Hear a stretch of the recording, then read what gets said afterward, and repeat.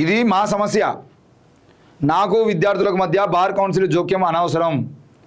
విద్యార్థులకు నిరసన తెలిపేటువంటి హక్కు ఉంది. నేను కూడా విద్యార్థిగా ఉన్నప్పుడు అలాంటి కార్యక్రమాల్లో పాల్గొన్నా. స్పష్టం చేసిన చీఫ్ జస్టిస్ సూర్యకాంత్.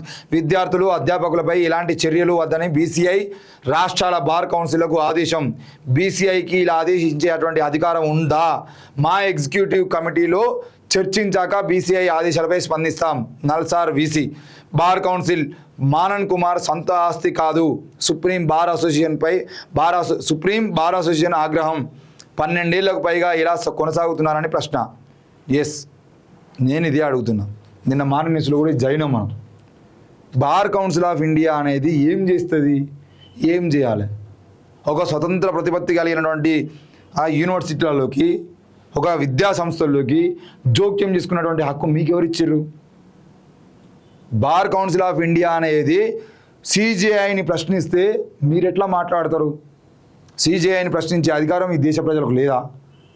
అరే, రాముడు అసొంటి వాడిని రామదాసు ప్రశ్నించండు. ఎవడబ్బా సొమ్మని కులుకుతూ తిరిగి రామచంద్ర అని, ఎవడబ్బా సొమ్మని కులుకుతూ తిరుగుతున్నావు రామచంద్ర అని చెప్పేసి రాముని అసొంటోనే రామదాసు ప్రశ్నించిండు. మరి ఆ రామను వారసులు అని చెప్పుకున్నటువంటి మనకు ఈరోజు సిజేఐని ప్రశ్నించేటువంటి అధికారం లేదంటే ఎట్లా? సిజేఐని ప్రశ్నించే అధికారం లేదని చెప్పడానికి మీరెవరు? ఇప్పుడు సిజేఐ అంటాడు. నిన్న మేము మాట్లాడేది అంటే మాకు మా పోస్టులో కామెంట్లు పెట్టినటువంటి ఎదోలు ఇప్పుడు చదవండి. ఏమంటున్నాడు? విద్యార్థులకు నిరసన తెలిపేటువంటి హక్కు ఉన్నది. ఇది నాకు ఉన్న విద్యార్థులకు సమస్య. మధ్యలో బార్ కౌన్సిల్ ఏంది? బార్ కౌన్సిల్ పనేంది? బార్ కౌన్సిల్కు ఆ హక్కు ఉన్నదా?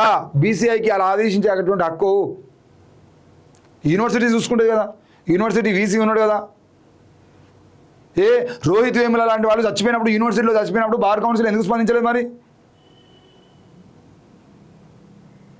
ఆయన దళితుడు కాదు, ఆయన శూద్రుడు కాదు, అది కాదు, ఇది కాదు, వాళ్ళ అమ్మ బీసీ అని చెప్పేసి కేసు మొత్తాన్ని కొట్టివేయడానికి ప్రయత్నాలు చేసినప్పుడు బార్ కౌన్సిల్ ఎందుకు వాళ్ళ వైపు నిలబడలేదు? విద్యార్థుల వైపు. ఈరోజు ఏంటి బార్ కౌన్సిల్ అనేది మానన్ కుమార్ సొంత ఆస్తి కాదు కదా. ఈయనకేదో మనోభావాలు దెబ్బదని నువ్వు సిజేఐ దగ్గర ఏదో మార్కులు కొట్టేదాని ప్రయత్నాలు చేస్తే కుదరదు. CJI chief justice of India చాలా క్లియర్గా చెప్తున్నాడు. నేను కూడా విద్యార్థిగా ఉన్నప్పుడు అలాంటి కార్యక్రమాల్లో నేను కూడా పాల్గొన్నా అని ఇప్పుడు చెప్పారు. ఇక ఈరోజు ఏది నల్సార్ యూనివర్సిటీ విద్యార్థులు ఒక 400 మంది ప్రశ్నించేది ఉంటే వాళ్ళందరూ దేశద్రోహులని నిన్న మనం పోస్ట్ పెట్టినటువంటి వాళ్ళు. చీఫ్ జస్టిస్ ఆఫ్ ఇండియా ఆయన మాట్లాడుతూ నేను కూడా అట్లాంటి కార్యక్రమాల్లో పాల్గొన్నా అని చెప్తున్నాడు. మరి ఇప్పుడు చీఫ్ జస్టిస్ ఆఫ్ ఇండియా కూడా దేశద్రోహినా? చెప్పండి మీరు. మీ ఇష్టం ఉన్నట్టు మాట్లాడుకుంటూ చీఫ్ జస్టిస్ రాకను వ్యతిరేకిస్తున్నటువంటి విద్యార్థులపై విచారణ చేపట్టాలని ఆదేశించే అధికారం బార్ కౌన్సిల్ ఆఫ్ ఇండియాకి ఉందా? అది రాజ్యాంగబద్ధమా అనేది మేము పరిశీలించాల్సి ఉంది. యూనివర్సిటీ పాలనా నిబంధనల ప్రకారం అది అనుమతించదగినదేనా అన్న అంశాన్ని పరిశీలించేందుకు ఈ విషయాన్ని యూనివర్సిటీ ఎగ్జిక్యూటివ్ కౌన్సిల్ ముందు పెడతాం. కౌన్సిల్లో చర్చ అనంతరం బీసీఐకి మా స్పందన తెలియజేస్తామని చెప్పేసి NALSAR university vice chancellor Srikrishna Devarao ప్రకటించిండు. అసలు మీకు మా మీద రుబాబు చూపించేటువంటి అధికారం ఉన్నదా లేదా అని మేము చూసుకుంటాం. తర్వాత నల్సార్ న్యాయ విశ్వవిద్యాలయం విద్యార్థులపై బార్ కౌన్సిల్ ఆఫ్ ఇండియా చర్యలకు ప్రయత్నించిన అంశంపై రగడ కొనసాగుతుంది. చీఫ్ జస్టిస్ సూర్యకాంత్ నేతృత్వంలోని సుప్రీంకోర్టు ధర్మాసనం కూడా బీసీఐ తీరును తప్పుపట్టింది. విద్యార్థులకు నిరసన తెలిపేటువంటి హక్కు ఉందని స్పష్టం చేసింది. ఇక విద్యార్థులపై విచారణ చేపట్టాలని ఆదేశించే అధికారం బీసీఐకి ఉందా అన్న అంశాన్ని పరిశీలించాల్సి ఉందని నల్సార్ యూనివర్సిటీ వైస్ ఛాన్సలర్ పేర్కొన్నారు. మరోవైపు ఈ వ్యవహారంలో సీజేపీ నేతలు కూడా బీసీఐ తీరును తప్పుపెట్టారు. మానన్ కుమార్ మిశ్రా రాజీనామా చేయాలని డిమాండ్ చేశారు. నల్సార్ యూనివర్సిటీ స్నాతకోత్సవానికి చీఫ్ జస్టిస్ సూర్యకాంత్ను ఆహ్వానించవద్దని, జెన్జీ విద్యార్థులపై పోలీసుల లాఠీచార్జ్ తాలూకు వీడియోలను చూడడానికి సమయం లేదన్న సీజేఐ చేతుల మీదుగా తాము పట్టాలు అందుకోబోమని కొందరు విద్యార్థులు వర్సిటీ వీసీకి లేఖ రాయడం, దీనిపై ఆగ్రహించిన BCI chairman Manan Kumar Mishra NALSAR 2026 batch విద్యార్థులను అడ్వకేట్లుగా నమోదు చేసుకోవద్దంటూ రాష్ట్రాల బార్ కౌన్సిల్కు ఆదేశాలు జారీ చేయడం తెలిసిందే. దీనిపై కలకలం రేగడంతో బీసీఐ ఆదేశాలను వెనక్కి తీసుకుంది. బీసీఐ ఆదేశాలను ప్రశ్నిస్తూ వర్సిటీ పూర్వ విద్యార్థులు సుప్రీంకోర్టులో పిటిషన్ దాఖలు చేశారు. దీనిపై chief justice Surya Kant, justice Joymalya Bagchi, justice V మోహన్లతో కూడినటువంటి ధర్మాసనం శుక్రవారం విచారణ జరిపింది. విద్యార్థులకు నిరసన తెలిపేటువంటి హక్కు ఉంది. ఇది చీఫ్ జస్టిస్కు విద్యార్థులకు మధ్య సమస్య. ఇందులో జోక్యం చేసుకోవడానికి బీసీఐ ఎవరు, అసలు బార్ కౌన్సిల్ పాత్ర ఏమిటి అని సిజేఐ పేర్కొన్నారు. సిజేఐ ఏమంటాడు, ఇది విద్యార్థులకు నిరసన తెలిపేటువంటి హక్కు ఉన్నది కాబట్టి నిరసన తెలిపిర్రు. ఇది బార్ కౌన్సిల్ పరిధిలోకి రాదు. ఇది నాకు ఉన్నటువంటి విద్యార్థులకు మధ్య సమస్య. దీన్ని మీరెవరు మధ్యలో మాట్లాడడానికి? ఇప్పుడు చీఫ్ జస్టిస్కు సంబంధించినటువంటి సమస్యను చీఫ్ జస్టిస్ చూస్తాడు కదా, బార్ కౌన్సిల్ ఎందుకు ఎగిరెగిరి పడుతుంది? ఈ మానన్ కుమార్కు అంత నొప్పి ఎందుకు? మానన్ కుమార్కు ఇవాళ కొత్త ఏం కాదు కదా. ఇట్లాంటి చీఫ్ జస్టిస్ ఇచ్చినటువంటి తీర్పులను కూడా వ్యతిరేకించి త్రిసభ్య కమిటీలు వేయించుకున్నటువంటి సందర్భాలు ఉన్నాయి. త్రిసభ్య కమిటీ వేసినటువంటి తీర్పులకు వ్యతిరేకంగా మళ్ళీ ఫైట్ చేసి 5 సభ్యులతో కూడినటువంటి ధర్మాసనాన్ని వేసుకున్న సందర్భాలు ఉన్నాయి. 5 కాకపోతే 7 వరకు పోయినటువంటి సందర్భాలు కూడా ఉన్నాయి కదా. ఒకరు ఇచ్చినటువంటి తీర్పును కాదని అంటే సుప్రీంకోర్టు తీర్పును కూడా కాదంటారా అని చెప్పేసి రేపు పొద్దున మీరు మళ్ళీ బీసీఐ ఇన్వాల్వ్ అవుతుందా? ఇప్పుడు వర్గీకరణ అంశం ఉన్నది. వర్గీకరణ అంశానికి సంబంధించినటువంటి కేసులో ఒకరు ఇచ్చిన తీర్పు కాదు అంటారు, 3 ఇచ్చిన తీర్పు కాదు అంటారు, 5 ఇచ్చినటువంటి తీర్పు ఉంటుంది. వాళ్ళు ఫైట్ చేసుకున్నారు కదా. ఇప్పుడు నేనేమంటున్నా అంటే మీ సమస్య ఏంది? బార్ కౌన్సిల్ సమస్య ఏంది? బార్ కౌన్సిల్కు అంత నొప్పేందుకు? విద్యార్థులకు నిరసన తెలిపేటువంటి హక్కు లేదా? దేశ ప్రధానిని కూడా విమర్శిస్తారు. రేపు పొద్దున దేశ ప్రధాని వస్తా అంటే కూడా అవసరం లేదా అంటారు విద్యార్థులు. అది వాళ్ళ హక్కు. ఇందులోకి ఎందుకు మీ రాజకీయాలను ఇన్వాల్వ్ చేస్తున్నారు? నల్సార్ యూనివర్సిటీ విద్యార్థులు ఉన్నారు, వాళ్ళ మనోభావాలు దెబ్బతిన్నాయి భయ్. మీ మనోభావాలే దెబ్బతింటాయా? విద్యార్థుల మనోభావాలు దెబ్బతిన్నాయా? విద్యార్థులను లాఠీచార్జ్ చేసి విపరీతంగా ఆడపిల్లలు నడుచుకుంటూ పోతా ఉంటే, ఈ దేశ భరతమాతలు నడుచుకుంటూ పోతా ఉంటే ఆ భరతమాతల పిడుదల మీద లాఠీలతో గుద్దిర్రు. వాళ్ళ మనోభావాలు దెబ్బతిన్నాయి. వాళ్ళ చెల్లెలు అక్కలు కాబట్టి వాళ్ళ మనోభావాలు దెబ్బతిన్నాయి. అక్కడనే నేను అడుగుతున్నా ఈరోజు బార్ కౌన్సిల్ ఆఫ్ ఇండియాను, ఈ మానన్ కుమార్ కూతురు కనుక అదే సిజేఐ మీటింగ్ దగ్గర పోతా ఉంటే అదే పోలీసులు లాఠీలు పట్టుకొని అదే విధంగా ప్రవర్తించేంటే మానన్ కుమార్ సైలెంట్గా చూస్తూ కూర్చునేవాడా? అమాయక ప్రజలు కాబట్టి, ఈరోజు పేద ప్రజలు కాబట్టి వాళ్ళ మీద లాఠీ చార్జ్ చేసేది అడిగేవాళ్ళు లేడు కాబట్టి వాళ్ళని ఇష్టమైనట్టుగా కొట్టుకుంటూ ఆడవాళ్ళ పిడుదల మీద కొట్టినటువంటి ఈ దేశ పోలీసు వ్యవస్థను ప్రపంచ దేశాలు ప్రశ్నిస్తూ ఉంటే మీరు ఆ నిరసన తెలిపేటువంటి హక్కును వ్యతిరేకిస్తారా?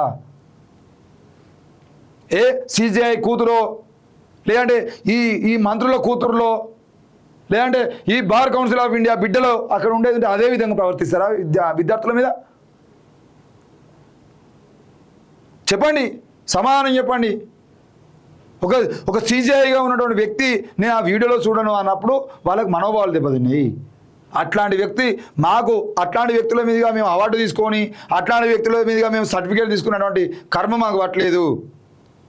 ఈ దేశ సిజేఐ తప్పకుండా ప్రతి ఒక్కరిని బాధ వినాలని చెప్పేసి వాళ్ళు అడుగుతున్నారయ్యా. వాళ్ళ నిరసనకు కారణం ఏంది? నువ్వు ఎందుకు వీడియోలు చూడలేదా అడుగుతున్నారు. సిజేఐని ప్రశ్నించద్దా? చెప్పండి.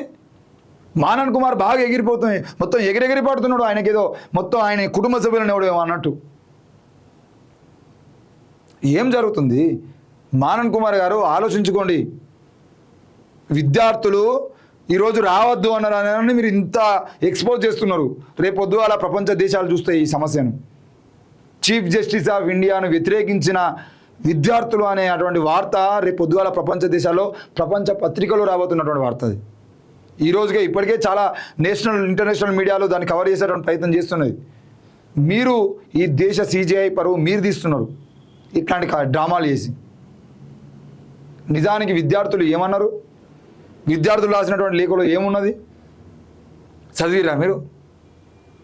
దేశ ప్రజలైనటువంటి దేశంలో ఉన్నటువంటి ఆడపిల్లల మీద, విద్యార్థుల మీద పోలీసుల రూపంలో ఉన్నటువంటి దొంగలు అత్యంత దారుణంగా వాళ్ళ మీద లాఠీచార్జ్ చేస్తే, వాళ్ళ మీద బుల్లెట్లు ప్రయోగిస్తే ఆ వీడియోలను నేను చూడను అనే సిజేఐ చెప్పడం మాకు బాధాకరంగా ఉంది.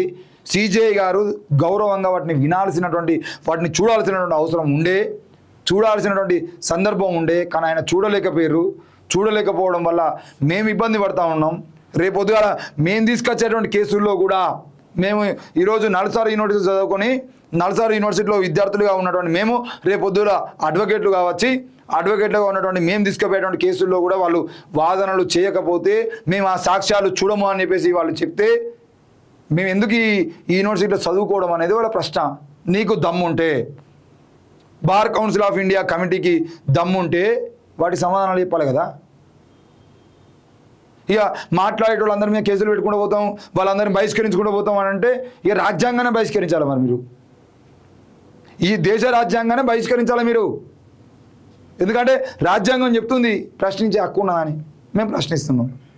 మధ్యలో మీరు మేము ప్రశ్నించడంలో తప్పు ఉంటే నువ్వు ప్రకటించు. ఎస్, ఇంకో నువ్వు నరేంద్ర మోడీని ప్రశ్నించినావు, ఈ ప్రశ్నలో ఈ తప్పు ఉన్నది. ఇంకో నువ్వు సిజేఐ మీద కామెంట్లు చేసినావు, ఈ కామెంట్లలో తప్పు ఉన్నది.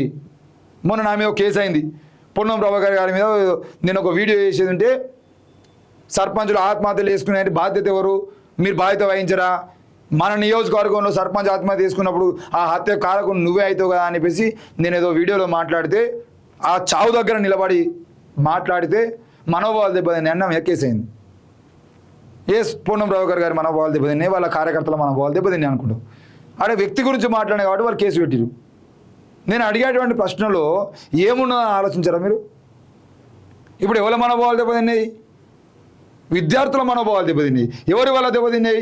సిజేఐ వల్ల దెబ్బతిన్నాయి. బొద్దింకలు ఆయన నిన్న కూడా కామెంట్లు చేసిండు, నేను మాట్లాడినటువంటి మాటలు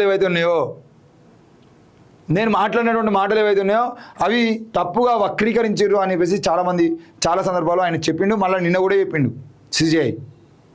నేను బొద్దింకలకు ఆ కాక్రోచ్ కామెంట్లు ఏవైతున్నాయో వాటి విషయంలో నేను నా మనసులో ఉన్నది ఒకటి, బయటికి పోర్ట్రేట్ ఏది ఒకటి అని చెప్పేసి ఆయన చెప్పిండు.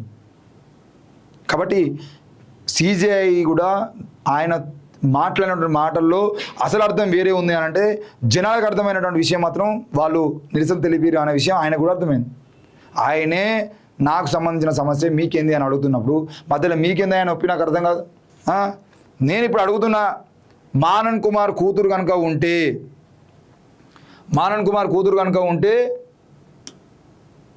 ఈ విధంగానే ప్రవర్తిస్తాడా అని చెప్పేసి అడుగుతున్నా. మానన్ కుమార్ కూతురు కనుక ఆ పోలీసుల లాఠీ చార్జీలో దెబ్బలు తిని ఉంటే ఇదే విధంగా ప్రశ్నిస్తాడా? ఇదే విధంగా అడ్డుకుంటాడా? ఇప్పటి వరకు రచ్చ చేసుకోవచ్చు మానన్ కుమార్ ఆయన కూతురు మీద అట్లా ప్రవర్తిస్తే.